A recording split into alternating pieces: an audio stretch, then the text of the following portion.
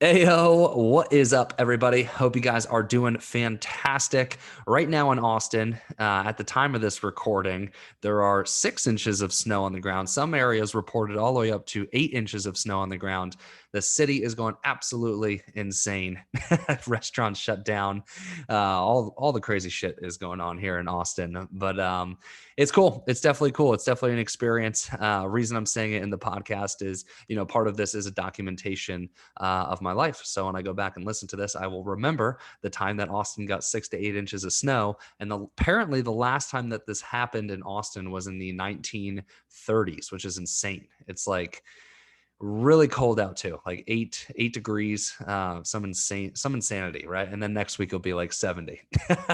But anyways, welcome into the Fit CEO podcast by Chad Molyneux with your host Chad Molyneux, the creator and owner of the Next Level Coaching Academy and the creator the owner of this podcast as well. Hope you guys are doing fantastic. I hope you guys are enjoying the episodes. As I promised in the last episode, we're going to start to go more strategic here.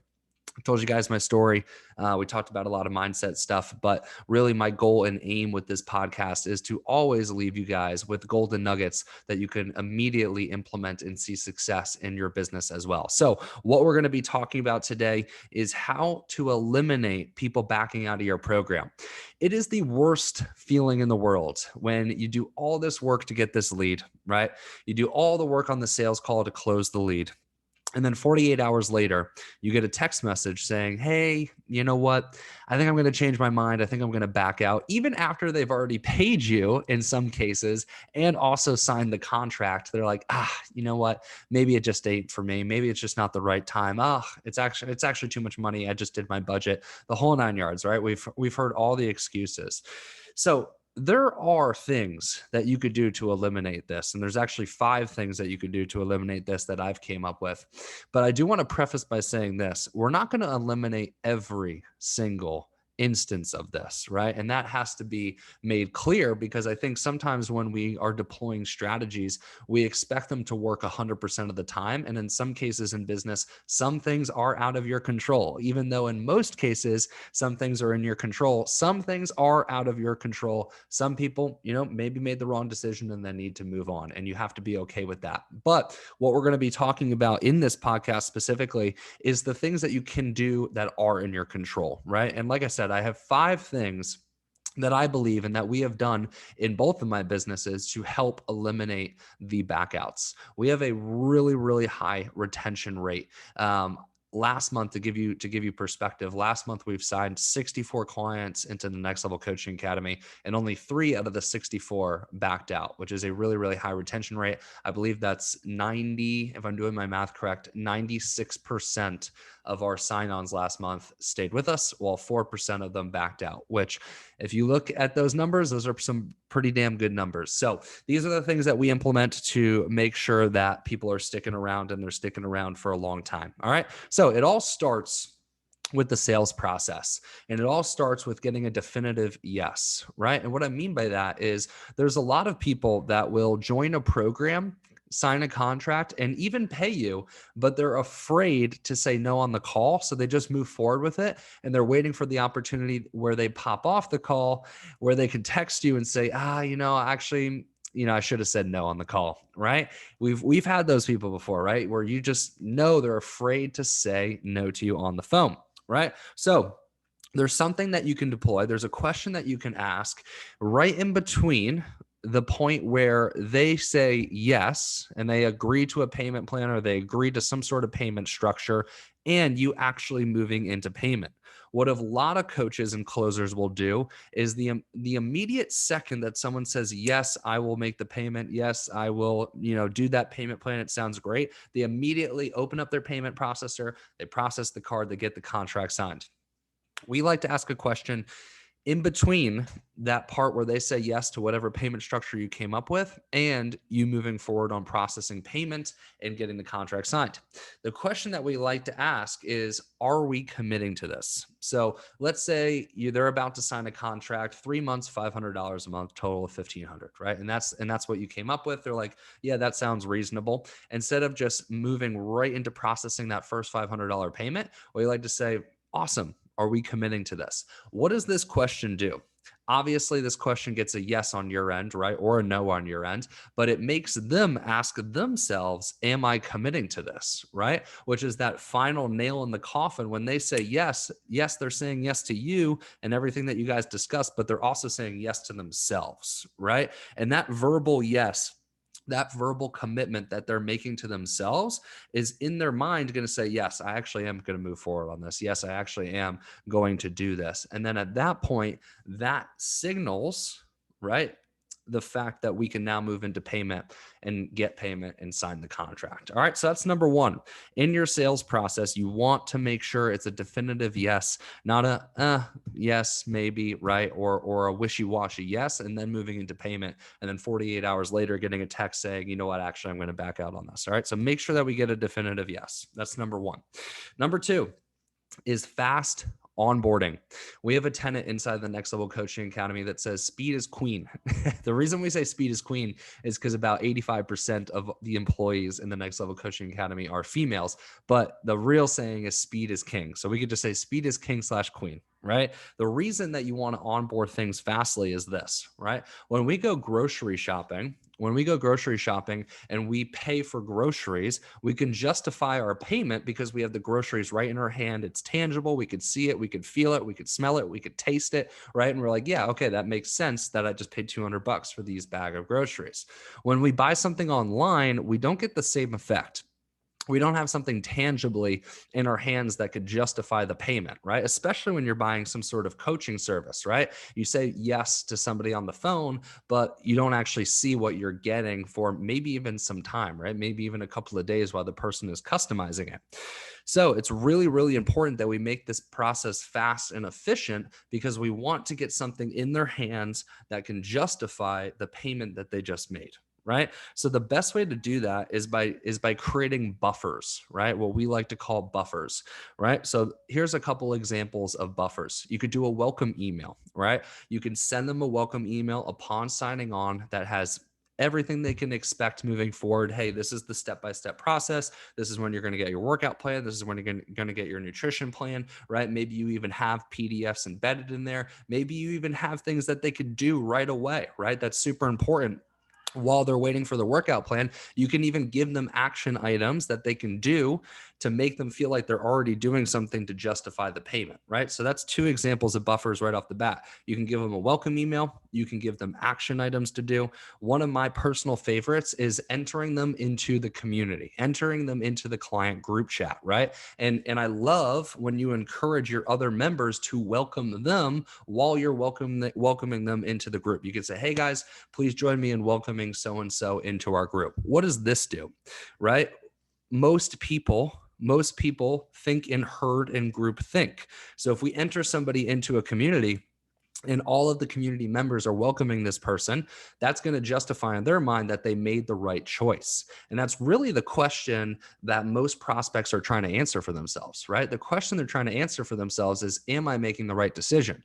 So by other people in your community saying, hey, so happy you're here, can't wait to watch your journey, yada, yada, yada, that's going to justify in the new client's mind, oh, wow, it seems like they're having a great experience. They're super excited that I'm here. So I must be excited to be here as well, right? So those are three buffers that you can do. And once again, what are the purpose of these buffers? The purpose of these buffers is to give them something tangible so they can justify the payment they just made while you're creating their workout and nutrition plan, right? But you want to make this process fast. You even want to make the workout and nutrition process fast because ultimately that's what they bought, right? So once again, these are buffers, but these aren't solutions. And they're buffers to stall out the time to allow you to work and customize the nutrition workout plan while also giving them the experience that their investment is justifiable and that what they made was the right choice, right? So that's number two, fast onboarding and the inclusion of buffers. And these are all things that we teach inside the Next Level Coaching Academy. All right. Step number three is an orientation call, right? So I'm not saying you have to do an orientation call, but I really, really like when coaches do orientation calls for really three reasons.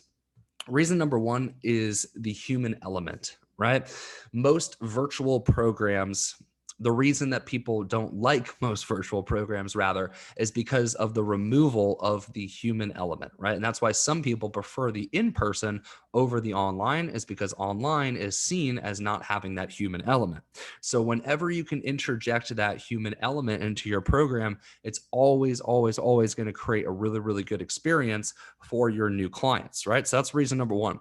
Reason number two is it's a real-time Q&A, right? So the way that orientation calls are set up is basically what you're doing is you're going over the step-by-step process on, hey, here's your workout plan. This is exactly what it's going to look like. This is the nutrition plan. This is exactly what to do. This is how we're going to hold you accountable. It's going over everything that they just purchased. It's essentially, a rundown on their program, right?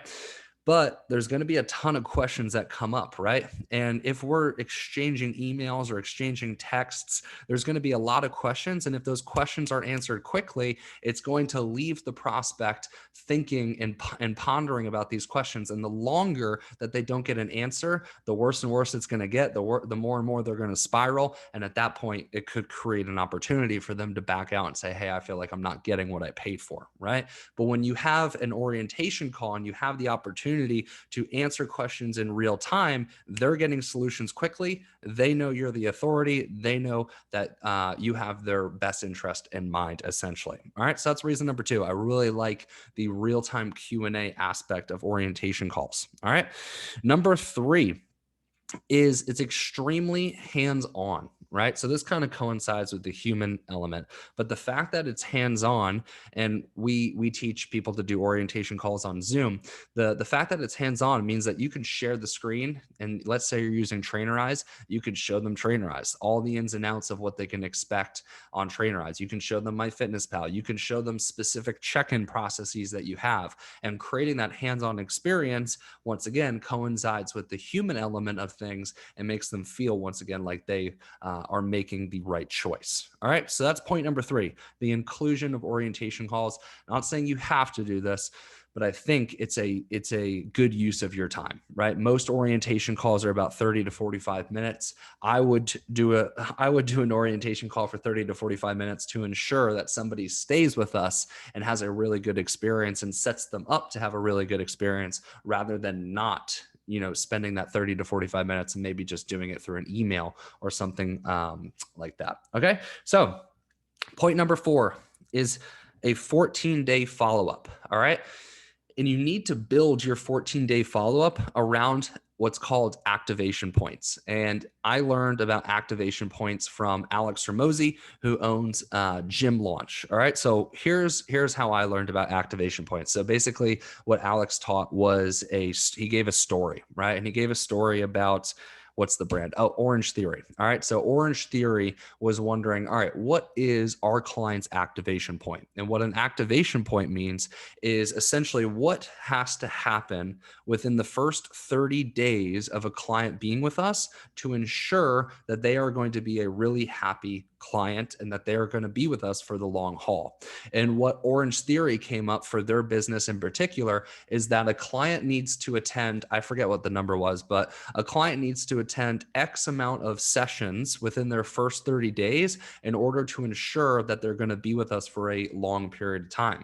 Any client that attended less than the certain amount of sessions that they came up with usually backed out or canceled their subscription and didn't renew. All right. So you need to identify for yourself, what is the activation point that needs to happen with our clients within the first 30 days in order to ensure, one, that they're going to, actually adhere to the program, but two, also to make sure that they're with us for the long term and they're not just with us for this 1 3-month package or 6-month package. They're going to renew their package at the end of the program. All right. So certain things could be, them attending their orientation call. And once again, you would have to take data on this, but you'd have to figure out, of the clients that attend their orientation call, how many of those tend to re-sign versus people that, let's say cancel or reschedule or decide not to attend their orientation call. What is the client path for that person? Typically, did they back out? Did they cancel? Did they ask for a refund? Things of that nature, right? Maybe it's a certain amount of workouts completed, right? Maybe a client needs to complete 10 workouts within their first 15 days. And if they complete 10 workouts within their first 15 days, then you know that they're going to be with you for the long haul, right? So you'll have to identify this for you and your business, but identify what needs to happen within the first 30 days from a client standpoint. Doesn't have to be a bajillion things. It could be one thing. I would actually prefer it to be one thing that has to happen within the first 30 days in order for that client to be with you for the long haul. All right. So once you identify your activation point, you then can strategically create what we call a 14-day follow-up that is configured around that activation point. All right. So let's say that your activation point is that a client needs to work out or at least do 7 workouts within their first 14 days, right? So this is what your 14-day follow-up would look like if that is the case. You would text or WhatsApp or however you communicate with your clients. You would message your client and you would say, hey, just wanted to let you know you've hit the 2-week mark. Out of curiosity, how many workouts have you gotten done within your first 14 days as an example, right? If they say 7, then you're like, oh, great. You're on the right path. Let's keep it up. Let's make sure we stay this pace. Let's say they say 4. At that point, you can be like, okay, cool. What's been your biggest challenge? Oh, I just don't have the time. I just don't feel like this particular workout plan fits my schedule. And then at that point you could be like, okay, cool. Well, hey, what if we, I know you're doing hour-long workouts. What if we got you to do 30-minute workouts? Do you feel confident that you could do 30-minute workouts? And they're like, yes, absolutely. Now you just saved that situation, right? Because if you didn't check in with that person and they started to see, oh, I'm not getting the workouts in, I don't think I have the time, but we really know as coaches, they have the time. We just need to make something that makes sense for their time. We just saved that client because if we didn't do that 14-day check-in, probably 2 more weeks of that, and that person would have backed out and said that the program isn't for them. But that because you did that 14-day check-in and you caught it within the first 2 weeks, you can make an adjustment to the plan. Boom, you just saved that client, right? Because you understand what your activation point is. So create your activation point, strategically ask questions to make sure that the activation point is being met within the first 14 days. And then from that perspective, every 14 days, you will reach out to the clients, right? So let's say a client starts today, right? 14 days from today, you're going to make a note to reach out to that client, ask them specific questions around the activation point, make sure everything's good, make sure they don't have any questions, and then that they're going to continue to hit the ground running, right? So that's number 4. The 5th and final one is super, super simple, and it doesn't have to cost you any money, right? It can cost you money if you want to, but you would have to look into your margins and look into your budgets and see how much you're willing to spend. But this is gifts. Excuse me. This is gifts. So you can do handwritten cards, right? You can send them, maybe a branded pen. You can send them a branded notebook, right? You can send them a branded t-shirt. This is a branded t-shirt. It's a little faded now for those that are watching on the video, but this is a branded t-shirt, right? Think about maybe you send them a branded water bottle, right? I got this when I moved into this building here, right? So think about things that you could do for free, right? So things that you can send for free that don't cost you any money, but maybe just a little bit of your time. But if you want to spend, $5 to $15 per client, maybe you send them, customized gear. Once again, I wouldn't spend more than $15 per client on one of these things, but there's things you can find on Vistaprint and websites like that, drop shipping websites, where you can send little trinkets to people. And what this does is it should be random. It should catch them off guard. But when they open their mailbox and they see a little something from you, it really creates that wow factor, right? And the way that I like to look at this is think about a restaurant, right? You can go to a restaurant and you can get good service and you can rate it like, yeah, it was good. The food was good. I give it an A. But what's the difference between an A restaurant and an A+ restaurant? The difference is when they go above and beyond, right? So let's say you had appetizers, your fork was a little dirty. It had a little, I don't know, ketchup on it from the appetizer. And then the server comes back and gives you a new set of silverware. And they do that for every new meal that they're bringing out, right? They do it after appetizers. They do it after the course. Then they bring you out spoons for dessert, right? And they're constantly keeping up with you and doing these little things. That's the big difference between an A restaurant and an A+ restaurant, right? So that's what you need to be thinking about when you're creating your fitness program. How do I go from an A to an A+? One of the simplest ways to do it is to provide them with gifts that catch them off guard. When they receive the gift, they're like, holy shit, this is amazing. Like I wasn't was not expecting this. This far exceeds my expectations. At that point, you have more word of mouth. But, in context to what we're talking about here, you have a client that is way over delivered to, and they're like, yeah, this is for me. I made the right choice. And it further solidifies that they made the right choice. All right, y'all. So those are the 5 points that we got. Implement these 5 points. There is nothing more frustrating than getting people to back out. And these are the 5 things that, 1, we implement in our own businesses, but 2, we also teach you inside of the Next Level Coaching Academy. So hope you guys have a great day. If you guys enjoyed this, please share on Instagram. You could tag me at _fit CEO. Once again, hope you all have a great day, and I'll see you guys on the next one. Peace.